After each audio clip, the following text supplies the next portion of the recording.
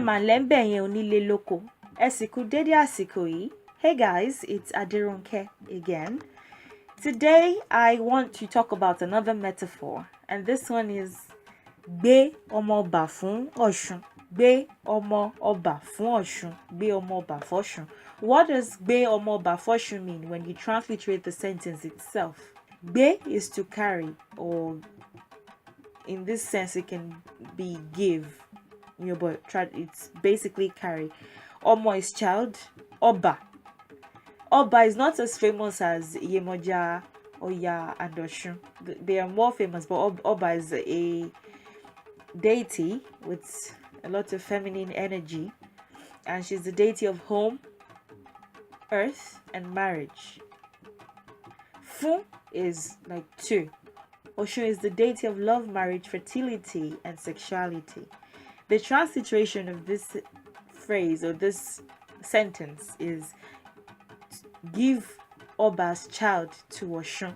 Gbé ọmọ ọba f'Ọ̀ṣun. Both deities are child-giving deities. So when you give somebody's child to, there is a myth. First of all, because you might need some background info here as well, though it doesn't necessarily strictly apply, but there's a myth about Oba and Osun's rivalry when they were both married to Shango, and how Osun kind of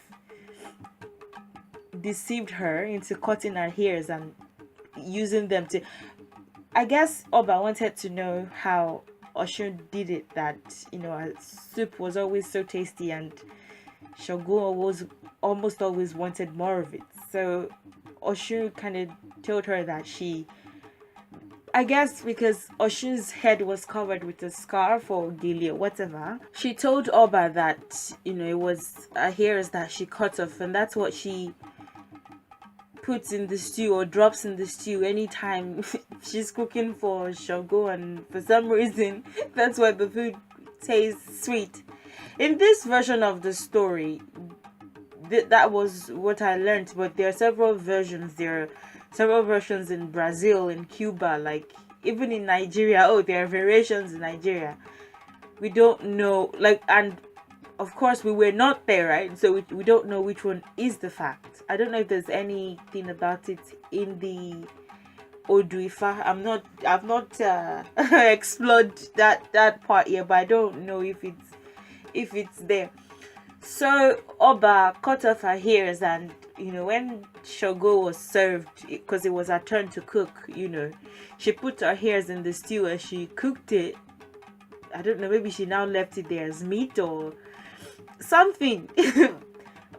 So Shogo saw that it was Oba's hairs that he just ate, or maybe was about to eat, or let's just say he got very pissed, and then that made Oba very angry too, and that was the beginning of a rivalry with Osun.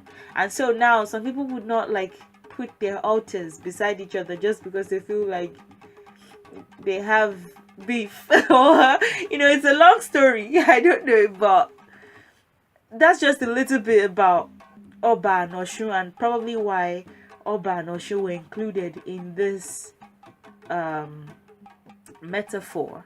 So Oba is although she's not so popular, everybody claims, I feel like everyone I've met, because I'm a child of Osun, but pretty much everyone that I've met, even those who have never checked, even those who have never had a proper Ifa divination done for them to know what deity is most in action or most involved in their destiny, everybody just wants Osun to be the one. I don't know why, Osun, Obatala, everybody. So I've not heard that many people say Oba just because she's not, again, as famous, and she's not as fantasized about, in the mainstream media.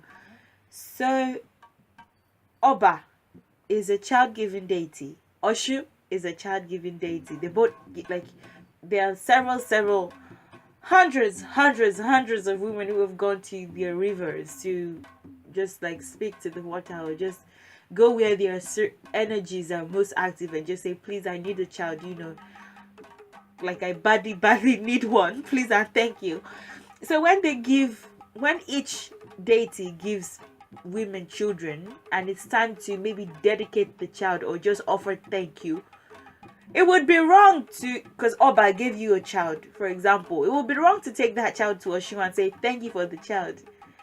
You can thank the deities generally, but Oba was the specific one that you went to meet when you wanted the child. So your thank you should be going to Oba.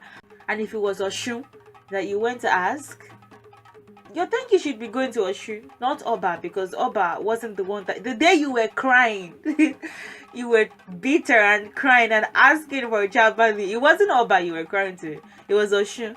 So that's basically the explanation for it. Now, in what context is it used? When you give someone's child to someone else as a result of promiscuity or adultery,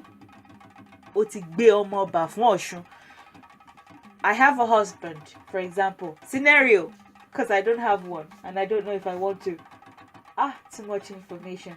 Anyway, when you have a husband and you kind of pretend, and you have a lover outside the marriage, and you know that the lover is responsible for the baby, but you kind of pretend like, oh, it's my husband who owns it. Whether or not the person is even your husband, it could be that, you know, this is the person you're dating and everyone knows that you're with, but you were seduced by a man for whatever reason. He's handsome, he's rich, he's spiritual, whatever, he's artistic, it is creative, whatever reasons that usually cause those things, and you get pregnant by the person outside that institution or popular union that everyone knows about, and pretend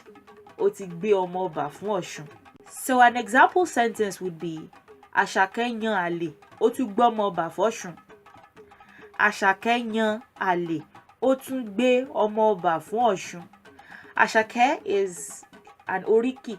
It's I don't want to go into Yoruba names in this video because then it would be 30 minutes long, but it's a Yoruba name, Àṣàkẹ́, the select one, the ones that were selected so that they can be taken care of, is basically what Àṣàkẹ́ means, but it's a name. Yan is to choose, or it could be chose in this sentence. Ale is like your lover outside marriage, or your lover outside, you know, an established union, whether or not it has led to a marriage. It would be usually a marriage. Or he or she, or is a gender neutral pronoun, so it's like she in this sentence, but it can also be he. Tu is also gbé ọmọ bà fún Ọ̀ṣun. That's the metaphor. So Àṣàkẹ́ had extramarital affairs. Àṣàkẹ́ yan àlè. Otun, she chose a lover. Ó yan àlè, you know. Ó tún gbé ọmọ bà fún Ọ̀ṣun. She also gave someone else's child to her husband. This gbé ọmọ bà fún Ọ̀ṣun doesn't necessarily mean, just because I've said ó yan àlè, I'm inferring that she was probably in a marriage because she was having a lover outside marriage. So ó gbé ọmọ bà fún Ọ̀ṣun, she gave someone else's child to her husband.